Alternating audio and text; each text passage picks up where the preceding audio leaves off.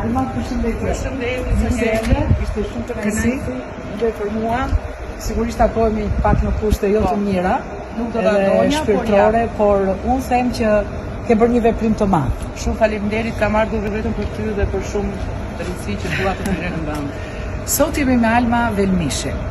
Almën të cilën neve dëgjuam nga goja e prindërve, por Alma, ja u them me shumë zëmër, ka pasur shumë forcë që ka ardhur deri këtu. Është nëna e 2 fëmijëve dhe si çdo nën e ka ndjerë që duhet vinte për ata fëmijë, për të vërtetën e tyre dhe të vetes, për ta thënë sa gjëra që ne në fakt i dëgjuam nga njëra palë, por pa qenë ti, ne nuk arrim dot të shkërtejmë vërteta. Prandaj u them shqiptarëve gjithmonë, nëse juve dëgjoni emrin tuaj, në çfarë do lloj situate, është mirë ta sqaroni atë deri në fund. Ky është shembulli. Alma erdhi të përballet me prindërit e saj.